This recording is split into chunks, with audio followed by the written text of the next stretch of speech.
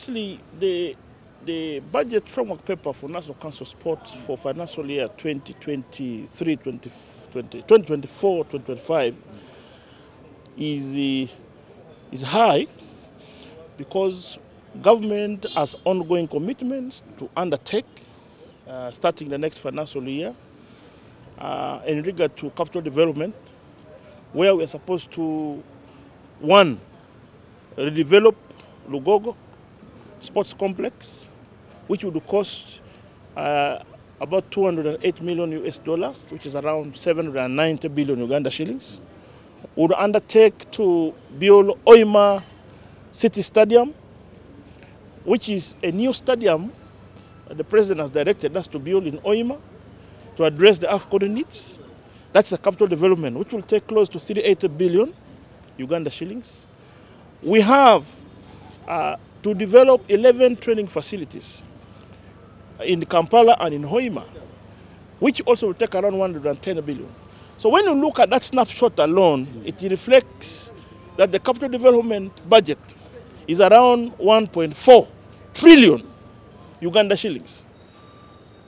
Now, when I come to the issues of the funding sports programs and also activities of government under the sports subsector, we have taken a note. One, the new law came with a new demand. And this new demand, starting with the creation and establishment of a national anti-doping agency. We have a budget of 3 billion.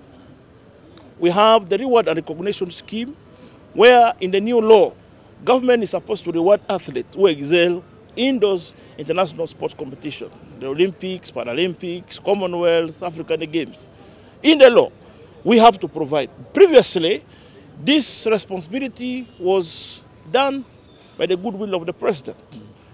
I may not want to ask where he gets the money to give, but I think he felt it's necessary as a fountain of honor to reward our excelling athletes. So that budget now will come into into a budget framework paper that Parliament should look at, and they see that it is necessary to be improved. Of course, the other one, which is a continuous bargain, the inadequate funding to federations. You know the federations getting 10.7 billion, there are about 27 of them. You cannot do anything with that, considering the mandate that sports require a lot more resources. So we are looking at participation of Uganda international events. We are giving four big events this year. African Games in Ghana in March. We have East Africa Community Games in February in Rwanda. We have Olympics in Paris. We have Paralympics in Paris.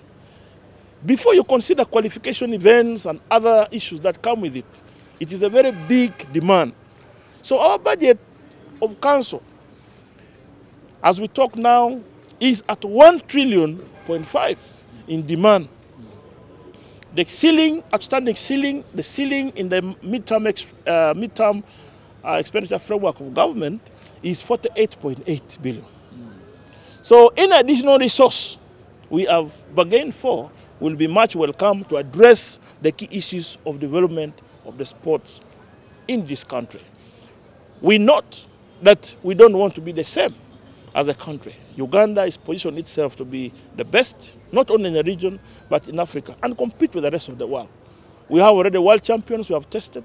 We have the talents in the country, and we have the goodwill. Now government is ready to support this cause. That's why starting with the AFCON and others, we are moving positively well. So I want to thank Parliament of Uganda and the good reception from the Committee for Education and Sports extended to National Council Sports team that appeared before them for our presentation of our 2024-2025 budget framework paper. In the last or in the current financial year, when Parliament appropriated, 27 federations today are getting annually only 10,700,000. And yet all those sports are sports promoted by government. We think you have taken care of others fairly well, but this group are now crying under petition of Parliament formally. If there is any intervention, we think they should be held. And this proposal targets that group. In the same vein, when the President was hosting the national team upon successful participation in the Commonwealth and the World Championships, we were directed in the same meeting to ensure that athletics, Uganda Athletic Federation, which has brought the recent glory to Uganda, be upgraded from the current 3 billion being provided to 10 billion. That means a deficit of 7 billion is what they need to support.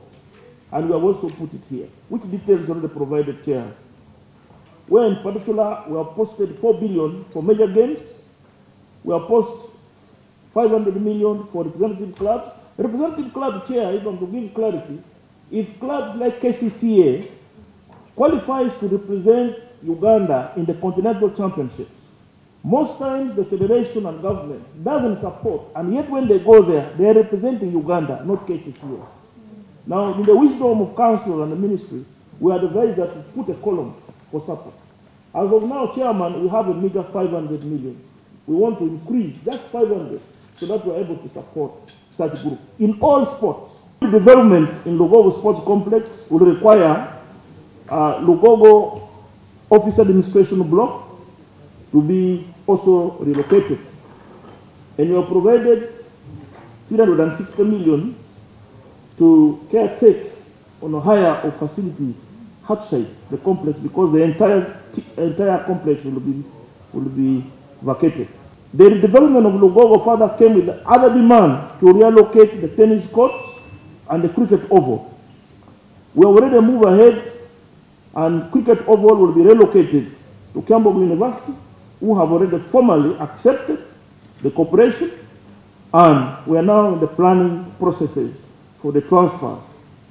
We expect both the tennis courts, which will be affected, one, by the construction of the Ginger Express Highway project and the new development in Lugogo. So the two, we expect those two facilities to be transferred.